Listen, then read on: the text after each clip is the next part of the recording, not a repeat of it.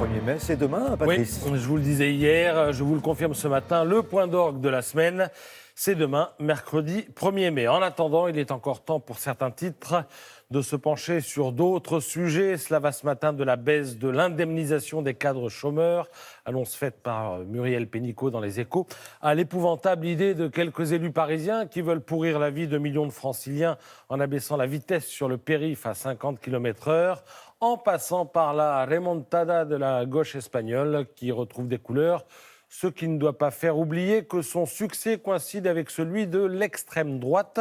Ça fait un peu désordre au pays du franquisme, nous dit ce matin Libération. Mais donc, demain, 1er mai, cette année, c'est un peu compliqué, le 1er mai. Vous avez les syndicats qui disent, attendez, c'est quand même notre journée, le 1er mai. Vous avez les Gilets jaunes qui disent, oui, mais pour nous, c'est quand même une occasion supplémentaire de signaler qu'on existe.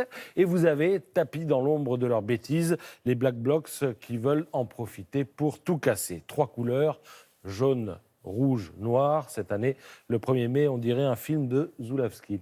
En tout cas, la colère est une réalité et les multiples formes qu'elle peut prendre aiguisent l'appétit de l'humanité qui fantasme sur une convergence des luttes où les défenseurs du climat côtoieraient les anti-Macron, lesquels batifoleraient avec les syndicalistes, qui eux-mêmes copineraient avec les profs, les cheminots, les infirmières et toute la fonction publique. Bref, toutes les bonnes volontés susceptibles de participer à la grande kermesse de la paralysie du pays, car c'est bien ça que promet l'humanité qui annonce en avant-première 2 mois de manif non-stop à compter de demain. Alors, on comprend mieux pourquoi le Figaro insiste sur le grand danger que court Emmanuel Macron, dont on ne peut pas dire par ailleurs que les annonces aient plongé le pays dans l'hystérie affective.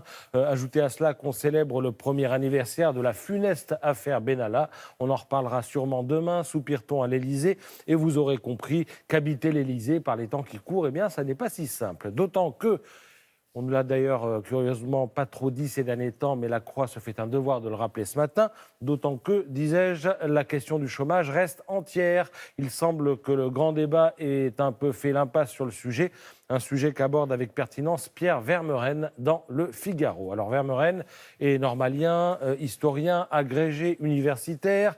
Il nous gratifie de belles et bonnes lignes sur la France périphérique ce matin. Ceux que l'avenir du pays intéresse seraient bien inspirés de le lire. Ils y apprendront, à moins qu'ils le sachent déjà, que la France des décideurs a fait de funestes choix, à commencer par celui de la maximisation du profit à court terme et la reconversion des capitaux dans des activités plus spéculatives et moins rentables. Conséquence, destruction massive d'emplois productifs dans le domaine agricole, minier, industriel, en optant pour la mécanisation et l'automatisation. La grande distribution et la banque, par exemple, ont tué la main-d'œuvre au nom d'un progrès considéré comme une fin en soi et non pas pour les services qu'il rend, puisque ce progrès en question élimine l'humain. La démonstration est terrible, elle fait une page entière et elle s'attarde aussi sur la déqualification de nombreux métiers ouvriers et artisanaux qu'avant on n'envisageait pas de confier à des néophytes, ce qu'on fait aujourd'hui.